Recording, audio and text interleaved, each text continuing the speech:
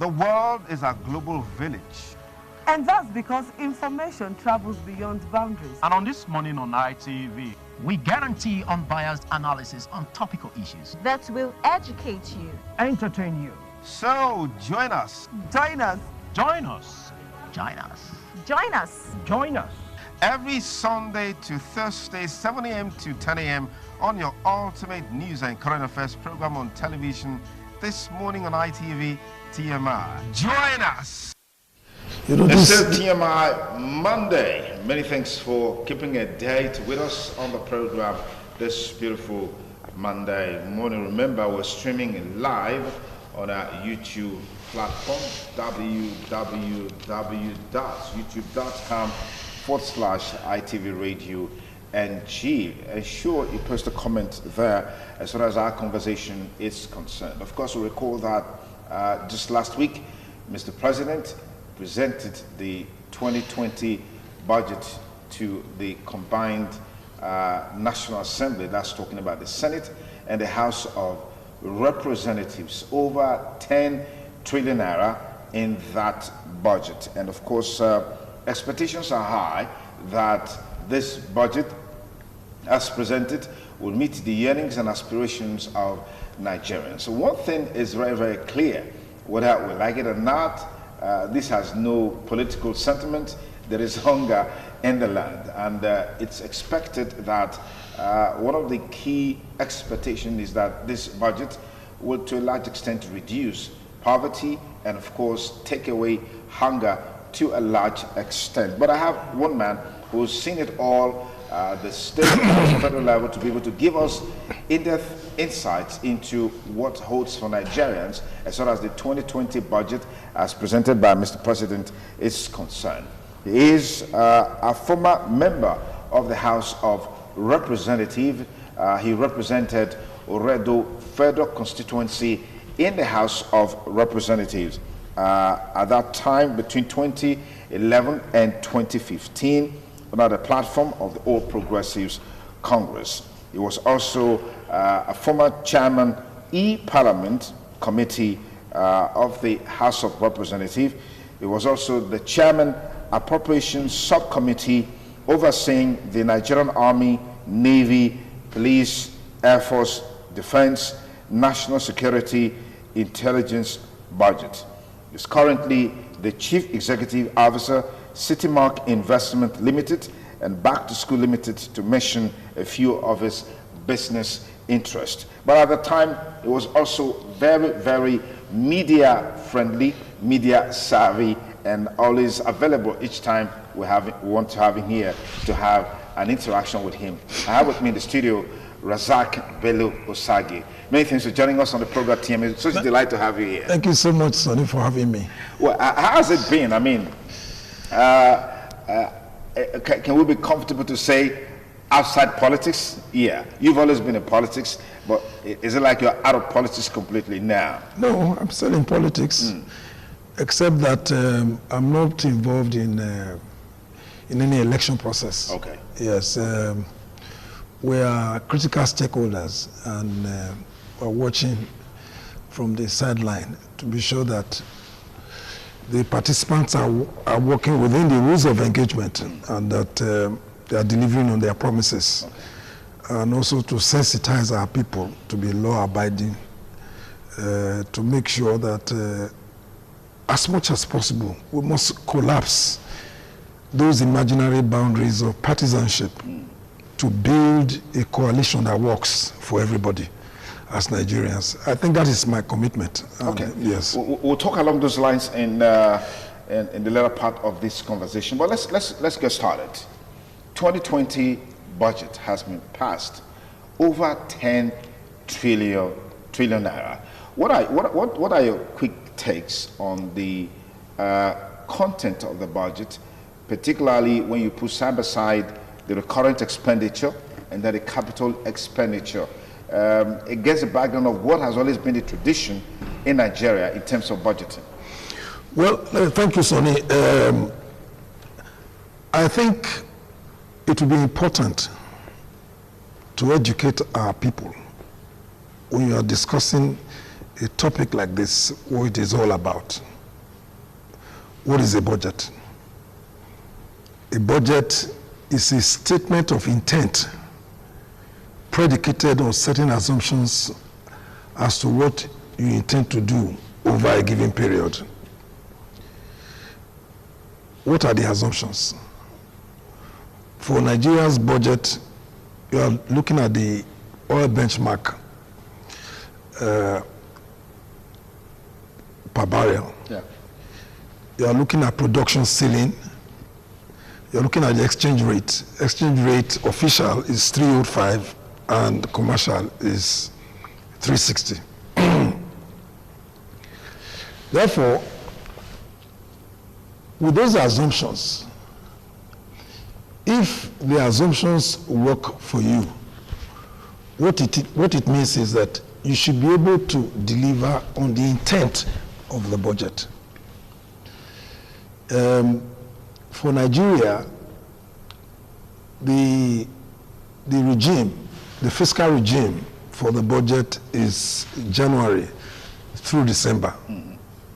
You plot your programs within that. So that is why, for me, I am excited that the dysfunction that has always tampered with our economic system vis-a-vis the budget process is being cured by the Ninth Assembly. I'm extremely very excited about that, because the current budget is the 2019 budget started in July 2019 to end, June 2020. What that means is that you would have put a lot of companies, a lot of economic players in the system under pressure to deliver and work within their set plans against targets. What that also means is that if you have a fiscal year that runs from January to December and there's a dislocation on when the budget, which comes by way of estimates, but once it's coming from the president, it is an estimate, until it is committed to the committees, the relevant committees, to do some work, which will happen now, I'm sure from tomorrow. The committees will have to go for a short recess to engage the MDAs. So I am happy that I see sanity creeping into the system. And then that is the first thing to do. What that will help us, how that will help us is that management is the process of getting things done through people to achieve results. Yeah. Companies plan, but if they cannot align with the global objectives, then some things will have to go. Mm-hmm. So I am happy to note now that that I can see some sanity creeping into the system, where we are likely to enjoy what is normal, what it should be, that the budget regime should run from January, 1st of January to the end of December. But talking about 2020 budget, the president has termed his 2020 budget as a budget of consolidation. The intention is to expand our economic frontiers in such a way that you see some activities, you are targeting job creation, you are looking at diversification, you are looking at creation of wealth in such a way that we should be able to come out of this quagmire. God has blessed this country both in human and other material resources. This poverty, for me, should be alien to our system. There is no reason why the average Nigerian, with what God has given to us, why you should not be able to at least eat. Look at the agricultural potentials of this country. Yeah. It's so huge. You throw your mango seed somewhere, you come back a few weeks' time, you can see some development by way of growth. Yeah. So you cannot begin to match this against an organized agricultural process where people go back to farm. The CBN is supporting the agricultural, process with all kinds of schemes that are ongoing, but particularly, the sector that should drive this economy are the micro, small and medium, scale enterprises. These are the areas that will uplift and support the economy. In other climes like China, is this group that is driving the process. You are employing 5 people, I'm employing 10, that one is employing 15. But what is fundamental to that process, to enable it to work, is some investment in your infrastructure. And number one is power. Yeah. Without power, whatever we are saying will be a nullity. Absolutely. It's like building something or nothing. If we are able to, here we are still struggling with 4,000, 5,000 megawatts. 3,000, just slightly above 3,000 megawatts. Well, you said it. Yeah. That's what I heard. Yeah. You know, you look at that number against a population that is being put at, say, about 180, 200 million. I think that's a joke. So quite naturally, what you are going to see are people who will be jobless. We can talk about creating jobs. And let me say this. I think the President Muhammadu Buhari, means well, but he can't do it alone. We must all support him to make these things work. We need to build the capacity of the institutions to deliver on their promises and work within the rules of engagement. A man cannot operate outside the limitations of his ability. We need more institutional collaboration. Of course, we need a deeper handshake between the occupiers of our cockpits, both the fiscal and monetary policies. They need a deeper handshake to work together. Okay. They cannot be working at cross purposes. Okay. There have been serious concerns about the workability of the 2019 budget of over 10 trillion naira, 10.33 trillion naira, against the... You're talking about 2020, not 2019. 2020 budget, yes, as presented by Mr. President, against the background that there's a whole lot of deficit in the budget, which means financing that budget will be a big challenge. Against the background of the current economic crunch, poverty in the land, there have been signs that the government is putting plans in place to increase tax and do a whole lot of other stuff just to ensure they're able to get money to balance up the budget. What do you make of the critical challenge of the workability of this budget against the background of the deficits that are clearly inherent in it? Well, the deficit for the 2020 budget as proposed is 2.8 trillion. It is important to educate our viewers what that means. A budget is bifurcated between revenue and expenditure. If you have less revenue against some set targets for expenditure, there's going to be a gap.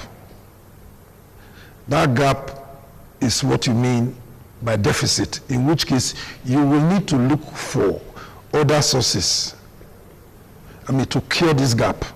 And for the 2020 budget, government is looking at about 2.8 trillion which is a huge number.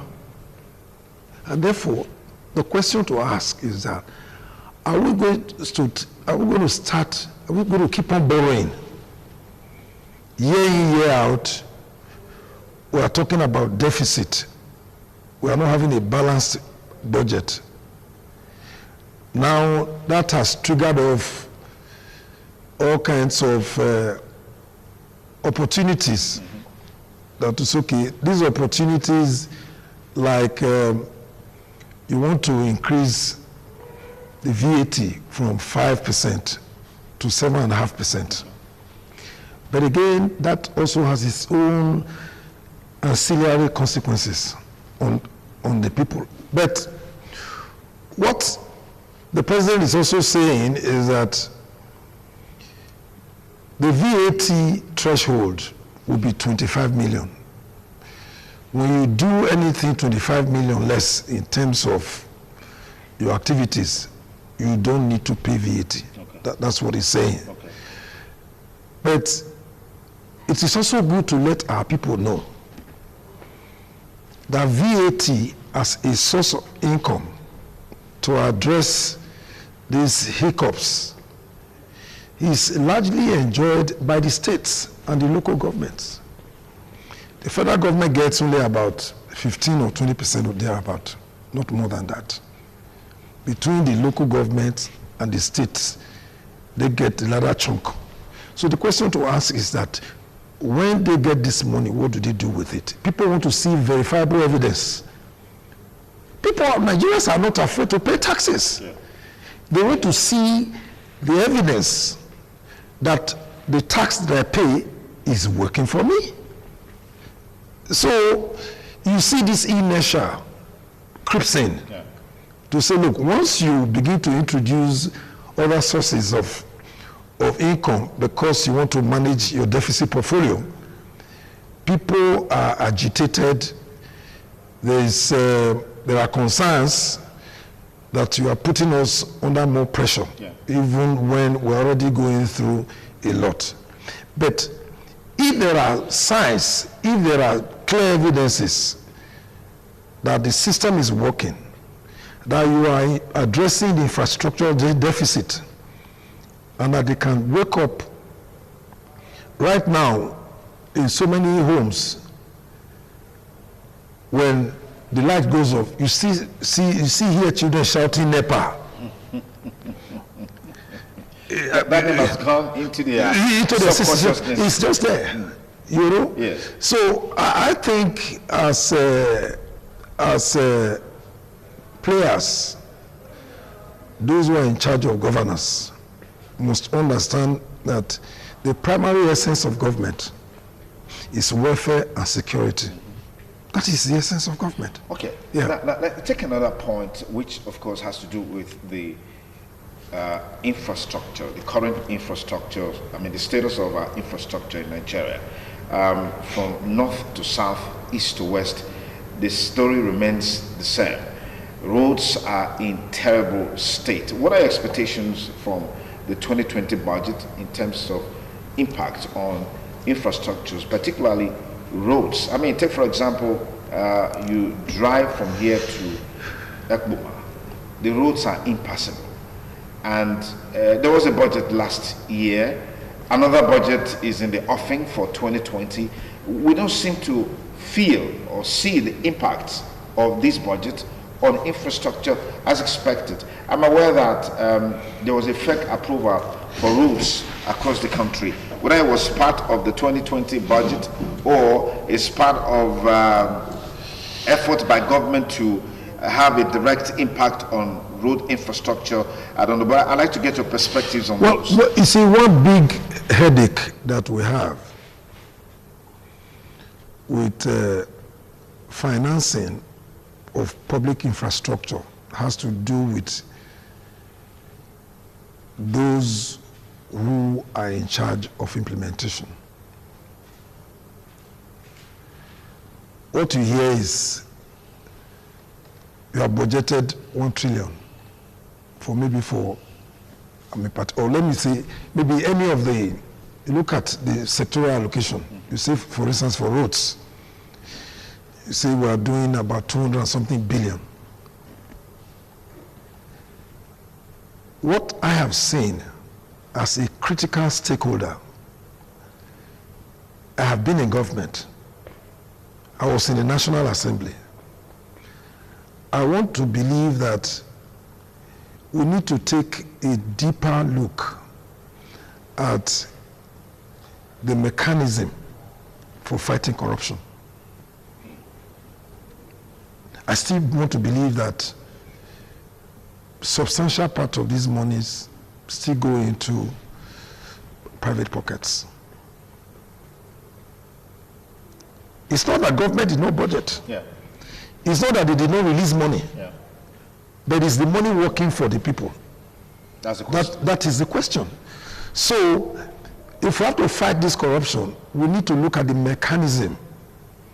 What are we putting in place that will discourage people from being corrupt? So you're saying the approach currently is a wrong approach? No, it's not that it's wrong. I mean, it's all encompassing. We need to do a bit more. We need to go deeper. So which means we're not doing enough now? We must make it unattractive for people. If there are sanctions, very heavy sanctions, and we must touch, there are persons who consider themselves as untouchable. We should touch them. We should touch them. There is no governor in Nigeria that is more citizen than Honorable Razak Bello Sagi. I'm also a citizen. The president is a citizen, I am a citizen, the governor is a citizen, the speaker is a citizen, the commissioner is a citizen, the minister is a citizen. There's nothing that says that you should function and enjoy certain things on a higher pedestal against me because I am not in your position. We must be equitable in the spread of these largesse, how we all enjoy it. If the schools function and the health sector function, there's security, you have power. Yeah. What are the major challenges that you have? You have good roads. The schools are there. For instance, I went to a public school. I didn't go to the private school. Some people pay as much as $500,000 now for private schools, one term, because you owe your child good education. Absolutely. Which is their right. So what has happened to the public schools? What has happened to the public schools? So I think we need to hold our leaders in governance accountable. We must ask them questions. Okay, in asking questions, yes. This present administration has scored itself very high in the fight against corruption.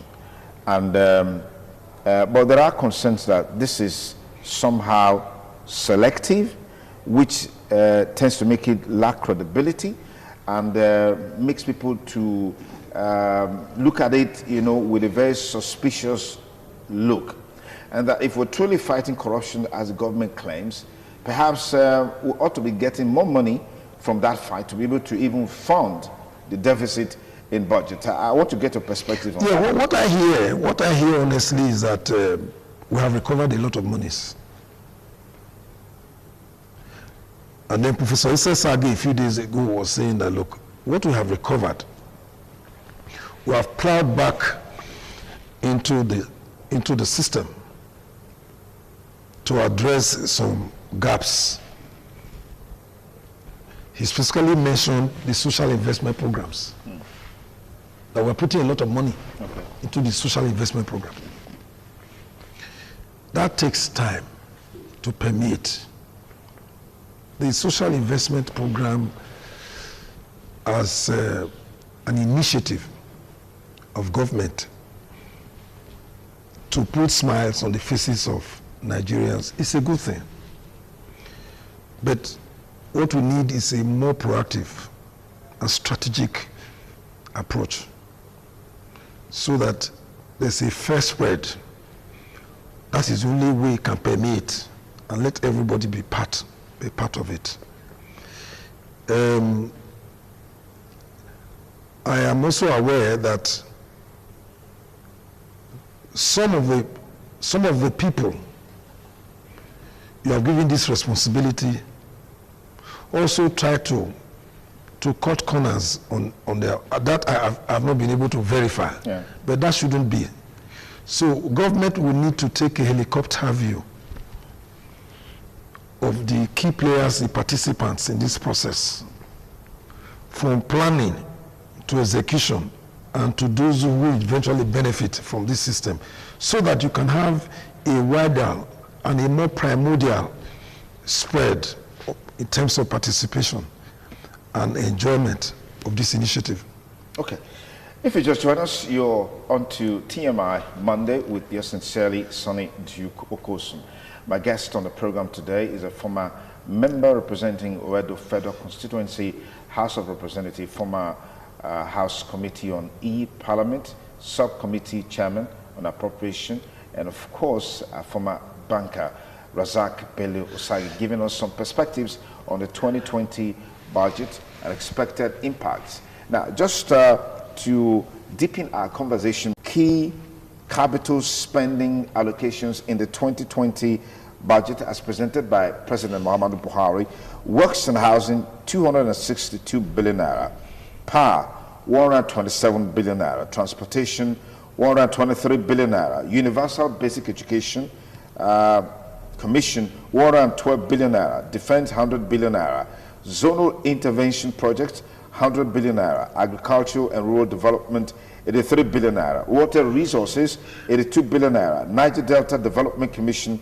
81 billion naira, education 48 billion naira, health 46 billion naira, industry, trade, investment 40 billion naira, Northeast Development Commission 38 billion naira, interior 35 billion naira, social investment programs 30 billion naira, federal capital territory 28 billion naira, Niger Delta Affairs Ministry 24 billion naira. Now, in this budget, there seems to be a replication of responsibilities, overheads, and duties. What do you make of this? For example, you have universal basic education, then you have education, you have NDDC, you have Ministry of Niger Delta Affairs, you have zonal intervention programs, you have Northeast Development Commission. What are your thoughts on all this? Well, these areas they are very critical, I mean, to our development, and they're also very fundamental. It would be good to address this sectorial allocation. What they have done is good, I mean, to allocate money sectorially. Okay. But I think what is far more important is the judicious use of those resources. But for me, my concerns for this 2020 budget, I'm not very comfortable with the allocation for the Ministry of Works and Housing, 262 billion.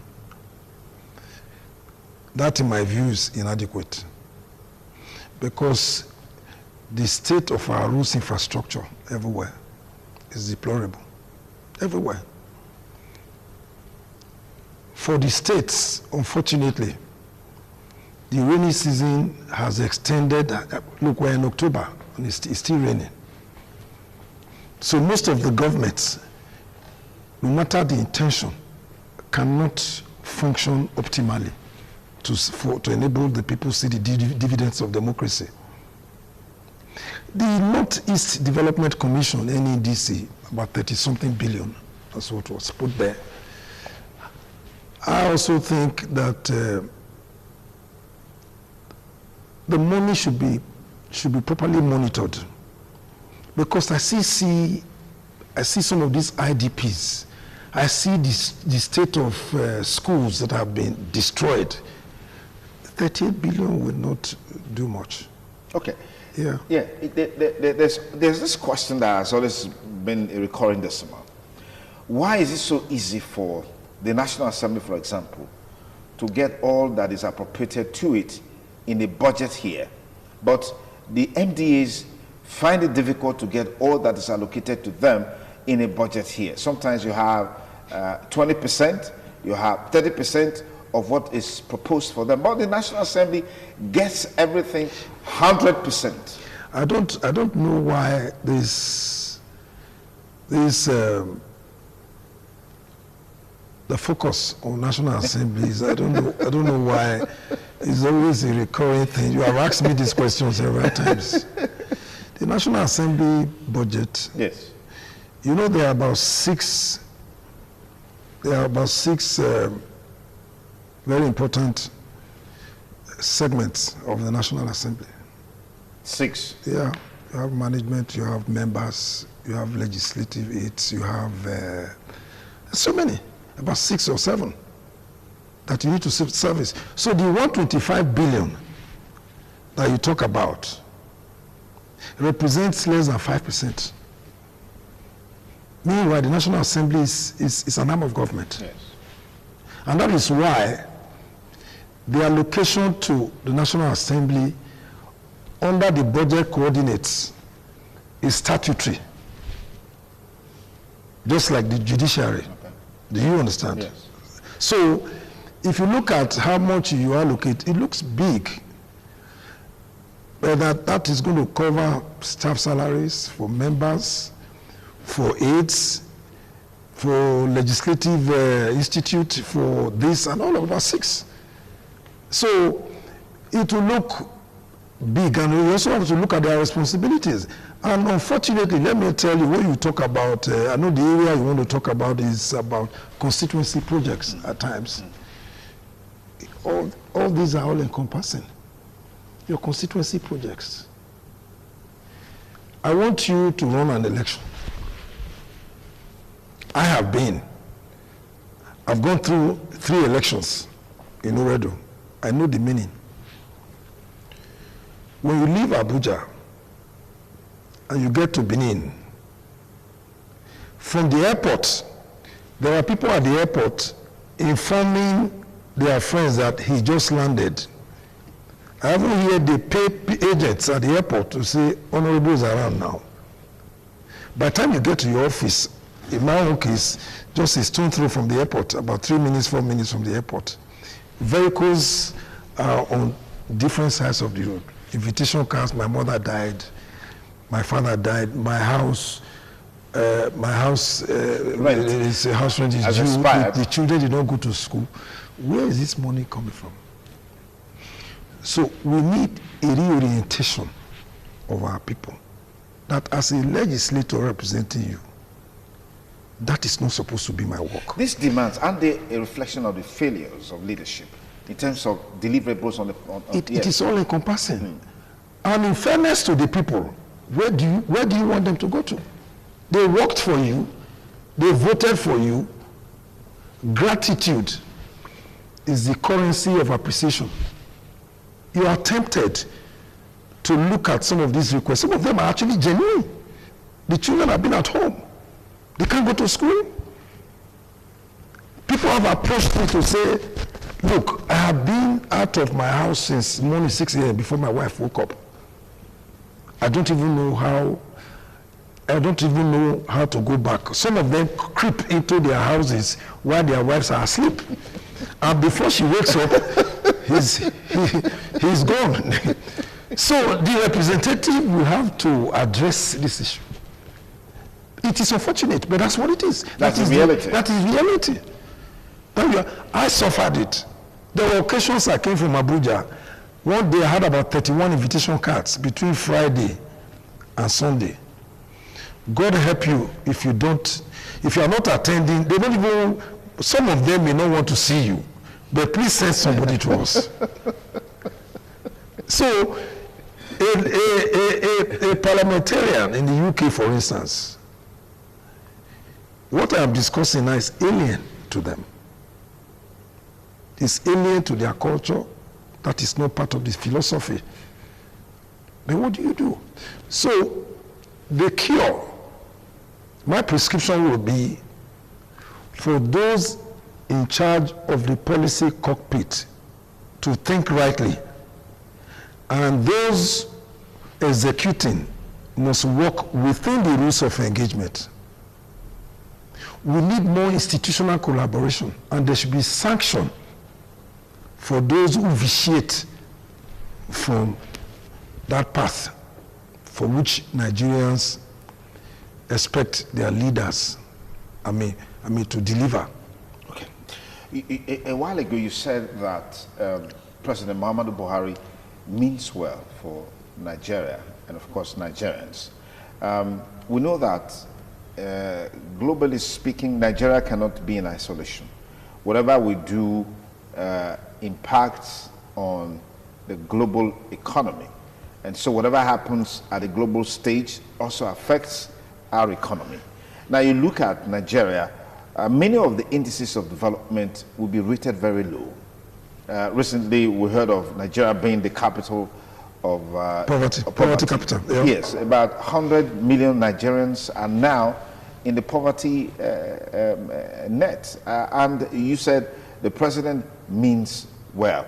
And this looks like a trend. And from the statistics on the ground, it doesn't look like this is going to ebb out just soon. If you're talking to the ordinary man on the street, budget presentation, budget implementation, is really very interested. All is interested in how much can I buy a bag of rice?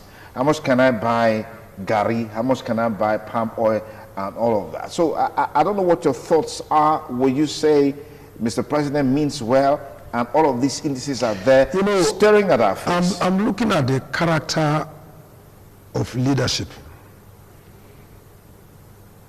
You might want to do it. Sonny Okosun, the philosophy of ITV, the corporate intention of ITV that you have carried, you have hooked into it to say, look, you also symbolize, you are one of those who symbolize this station. So you work very hard to make sure that you protect that corporate image from time to time. You are just an individual. There are several other people who don't share that. People come into ITV for various reasons. Some come in here for what they can get on a daily basis in one way or the other. That happens. What I mean by President Muhammadu Buhari being that he means well for this country is I am yet to see one Nigerian that has a petition hovering around, oh, this president has this interest in this oil block, has interest in this contract and all of that, but he's just an individual. But there are several others who must work with him to enable him deliver to Nigerians who don't share that vision. Some are just there for pecuniary reasons. They are not looking at the Nigerian state. They are not looking at Nigeria as a project. That we all have a duty to reposition this country and reinforce the integrity of our national prestige within the Committee of Nations. How many Nigerians are on that train? That is the problem. So if we're all complaining, for instance, a driver who is on the road is going on the wrong side of the road, and then somebody else is insulting the president or the governor of the state. What has that got to do with the governor of the state? The governor of the state cannot be everywhere at a time. So there's a minimum discipline threshold that we must embrace as citizens. As we are holding our leaders accountable, we should also look at ourselves and make sure that we purge ourselves of some of these things that we do that will not contribute, to you looking at us as a decent society. For instance, I was looking at, there was something I was reading about some countries, particularly the one that that was very exciting to me was Singapore. At a point, the Human Development Index of Nigeria and Singapore, we were like this. Indonesia, Malaysia, and those countries were like a par. It took the intervention of a man that is now referred to as the father of the present day Singapore, a man called Lee Kuan Yew. What did he do? He just got some people together and said enough was enough. Now this corruption, we cannot continue like this. But what he did that was very fundamental was that he invested a lot of money in education. A lot of money in education. Sent their people out, brought in teachers from the West to come in, set up schools and all of that. Education is power. If education is power, if you have information, if you have education, you have information. Mm-hmm. If you have information, development will come. Again, what I see as the sectorial allocation to education under the 2020 budget will not do it. Because there's a threshold. There's even a threshold that is globally acceptable. Other countries are doing 26%, 27%. We are still grappling with it's a shame. Does that reflect the president means well by your assessment? No. What I'm saying is that if what is allocated to these sectors, I mean, you talked about UBE. Yes. UBE is also under education. You talk about direct sectorial allocation to the Ministry of Ed. What I am saying is, less substantial part of that money go into the system, not private pockets. Look at some of the things we have been saying. Top government officials are found wanting. People who were this yesterday, they were head of this, they were this head of pension, head of service, they were head of, and if you have to cut away the money you don't even need. Some people have stolen some billions of naira. Yes. Under the 2020 budget, they are still very highly expectant. What do you need the money for? Okay. We saw a duplication of efforts by Mr. President in terms of rejigging the system to make it more effective and efficient. That's the reason given. We have the statutory Federal Economic Council. Now we have the Economic Advisory Council that was just recently constituted. Isn't that duplication of efforts? No. The Advisory Council, their job is advisory. To advise Mr. President? To advise Mr. President. It is left to the President to accept the contents of the advice they posit or not. Some say it's an indictment on the Federal Economic Council headed by Mr. Vice President. Well, you see, let me tell you, if you look at the quality of persons that have been nominated to this position, the Advisory Council, the Economic Advisory Council, these are people that have been tested. In their own rights, they are probably some of the best that we have. So let us see them work and see what they advise. But I also want to, I'm also hoping that some fifth columnist will not interfere with the process in such a way that the government will not see the good intentions of these great men that have been chosen. So we should remove suspicion, we should remove this feeling that the intention is to create some jobs for the boys. Yeah. For now, I think we should run away from that. Okay, because it takes me to the other question, which has to do with the quality of persons being appointed by this administration to head certain key institutions and departments and ministries. Take, for example, the Ministry of Works and Housing. There have been questions about questions about the quality of personnel. If you take the present administration in terms of appointment of personnel and interface it with the administration of former President Goodluck Jonathan, you could see a clear-cut celebration of excellence in terms of what those who are appointed have to bring on the table.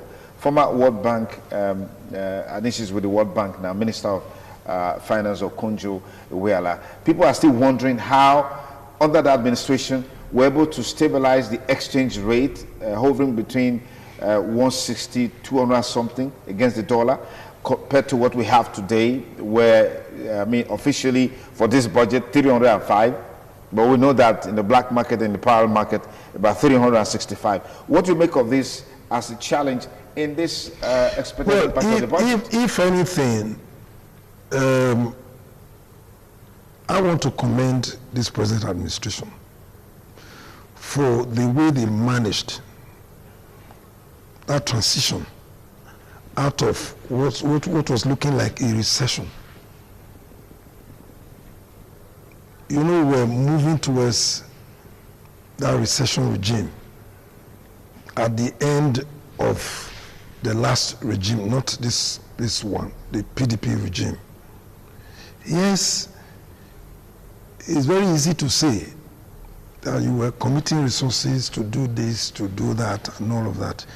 It's like when you borrow to do certain things, it will get to a point, if you are not earning revenue, you are going to see gaps. So we're sliding into recession, and that was managed, and we're able to get out of recession. Otherwise, we would have been a deep shit by now. That is not to say it is a rule. I'm not saying that let us put our hands together. What is important is the sincerity of purpose. Do we mean well? Is the government, are they interested in it? So I want to see the functionality of this budget. This budget is very critical. To whatever success or whatever scorecard you are going to have. Okay. And we're already seeing some signs, some symptoms of, oh, look, it might get better. That it might get better. I am hopeful. It might get better. A bag of rice is not 30,000. No, that might get 8,000 naira. We expect that. Yes. We expect that it should go down. Mind you, one thing that you will see, that you will always see in a system like this, is you will have to go through some pains to get some gains. If you are closing your borders, we expect a mechanism, we expect a system in place that encourages local production of rice.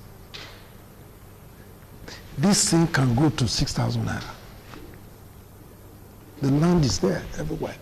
Illusion, you are familiar with Illusion. They used to produce a lot of rice. This is in Edo State here. So several other places, Kebbi is doing rice. Some states in the east, they are doing rice. So, for instance, I am happy about the decision of government to close these borders. And because you think that because they have closed these borders, the imported rice is not coming. That imported rice that was coming into this country was poison. Because some of those items they were bringing in from the Far East, from Thailand, some other places, these were poisoned rice. Rice produced about 6-8 years ago. They're in the silos. Once there's a request, they bag them, they bring them. You can't compare them with the Ekpoma rice. Ekpoma rice. That is far more nutritious than the poison they were. So I subscribe to close the borders, let us look inwards and develop our capacity to meet with, I mean, the yearnings of Nigerians. So I think it is a stage, it's a growing stage. After some time, I mean, after some time, the graph will drop in our favor in such a way that rice will leave this present very painful, I mean, price of 20-something thousand and probably go to maybe 6,000, 5,000 as the case may be. Just to encourage local production. We must encourage local production and People are, develop our running, capacity. people are running away from the farms because of security challenges. That is what must be addressed. It's part of the things that we must put in place. If people must go into agriculture, particularly processing, the agro-processing, then you must put in more effort into security infrastructure, I mean architecture. That must change. We need a commitment from our soldiers. They are doing their best. Some of our soldiers are just killed. So many of them have been killed. We know that. So we as individuals, if we have information that will help the system to address the insecurity, please, you do your own part and let me do my own part. I think that's the way it goes. It is a collective effort. Okay, just before we let you go, because it's always a delight to have you here with the wealth of experience and knowledge that you have about governance, administration, and the economy. We don't know when next you're going to be here again, but we just get your views on a wide range of issues. Are you in any way concerned about the current crisis rocking the APC, your party in Edo State? Well, it's a family affair. My hope is that we all work within the rules of engagement and do the right things. What appears to be brewing is a part of the family is feeling that they are not included in the process of governance, and patronages have not been extended, I mean, to them, not necessarily in monetary terms. But that's key. No, it's very, very fundamental. Yeah. If you look at all the states of the Federation, governors have a special account that they call security vote. Some governors get about 400, 500, 600, some of them get 1 billion a month that they spend on their own without any audit. You don't retire it. And these citizens, they know. You visit a governor in one particular state. As you are going home, the governor is, oh, thank you for visiting me. Please take this for your transport. Somebody is sick, and the governor is informed. And he says, oh, please send this to this person to enable him, have the best medical care. That is all part of that. And then, of course, security. A few days ago, I was watching a program, live program on Channels Television. I saw some deployments made by Governor Willie Obiano. He invited the Inspector General of Police to launch the latest equipment, surveillance equipment, that is pulled by a vehicle, about 80 super vehicles, SUVs, and some other vehicles, and then a lot of motorcycles branded for the Nigerian police. I wasn't told I saw it. And the IG said that in the annals of our history, that he has never seen anything like this. I thought he was coming to commission a few vehicles, which is what so many governors do. Buy 20, 30 vehicles, they call the IG. Are talking about serious security infrastructure. I saw it. Where is the money coming from? From the security vote.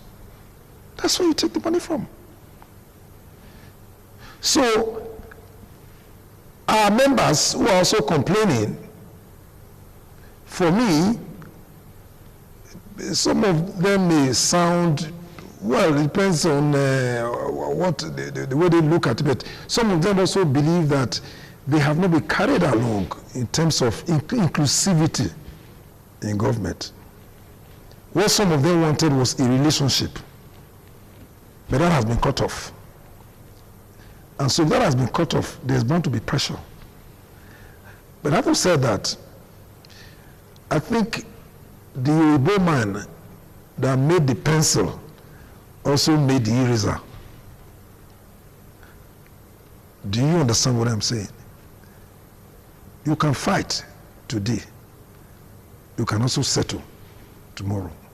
What is important is to look at the family, provided all the actors are thinking about the interest of the family. Once you think about the interest of the party, then it is possible to sit down. So how soon do you think this will be resolved? Well, it's a going process. I want to believe that there are efforts by some Nigerians and some of our leaders. But what is clear to me is that the era of impunity